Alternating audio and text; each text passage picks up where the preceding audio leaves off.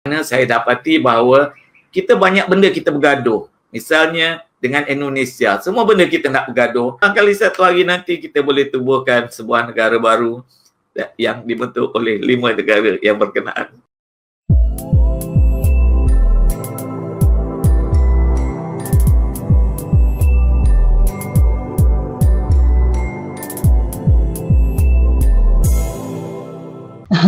Betul lah, daripada 5 negara cara penulisannya masing-masing ikut cara masing-masing, Prof.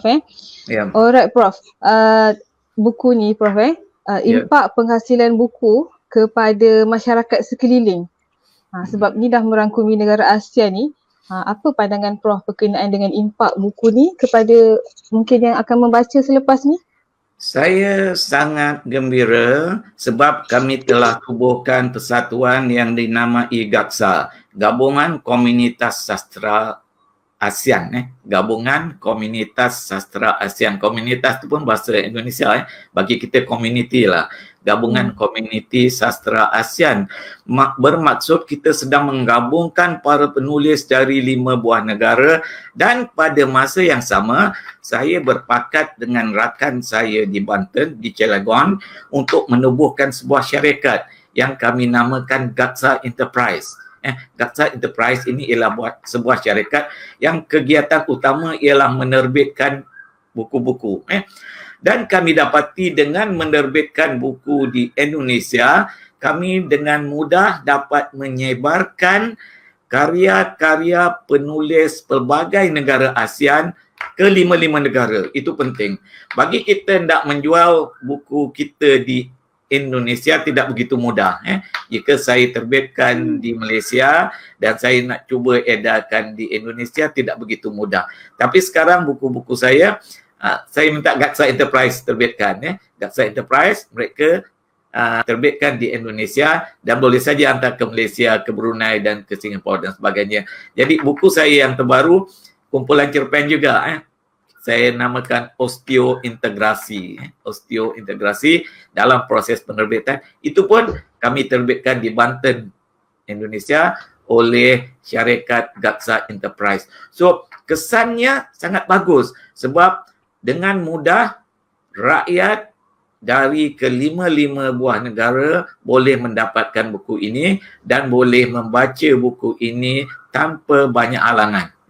Itu salah satu pandangan saya. Dan apa kesannya pada masyarakat? Kami berpendapat bahawa dengan menyebarkan tulisan oleh penulis dari 5 negara yang berbeza kepada masyarakat dari 5 negara, kita akan dapat merapatkan lagi hubungan antara masyarakat-masyarakat dalam 5 negara ini. Kenapa?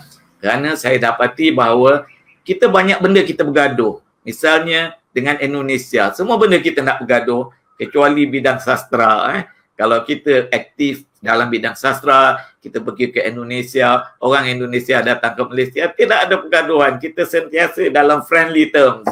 Sama-sama buat persembahan dan sebagainya. Selain dari sastra, kita banyak tak setuju nak bergaduh satu sama lain. So, itu kesannya. Kita mengharap kita dapat wujudkan persahabatan antara 5 negara ini melalui bidang sastra, dan barangkali satu hari nanti kita boleh tubuhkan sebuah negara baru yang dibentuk oleh 5 negara yang berkenaan. InsyaAllah. Okey, baik Prof. Alright, kepada penonton-penonton sekiranya ada sebarang soalan, boleh kemukakan soalan di komen Facebook UTM Library Kuala Lumpur. Okey, sangat dialu-alukan soalan anda semua. Bukan senang kita nak panggil Prof sekiranya ada apa-apa yang nak bertanya ataupun apa-apa yang hendak memberi pendapat pun tak ada masalah. Boleh memberi pendapat di ruangan tersebut. Okay, insyaAllah kami akan ajukan maklumat berkenaan kepada Prof. Okey Prof, berkenaan dengan cerpen antologi cerpen ni, selain sebab tadi Prof ada maklum 5 negara apa semua kan, banyaknya cerita yang seronok-seronok. Ada tak kesukaran dalam menghasilkan buku kata baku ni? Cabaran lah kiranya, ada ke Prof? Biasa saja, tak ada cabaran.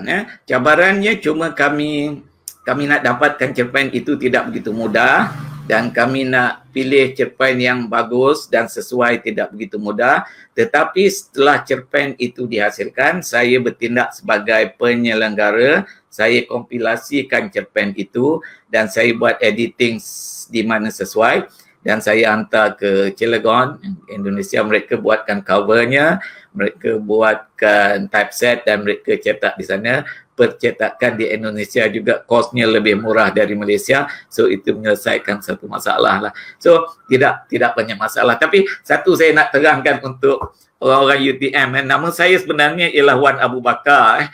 Kalau you cari apa graduate dari UTM bernama Irwan Abu Bakar, tak ada.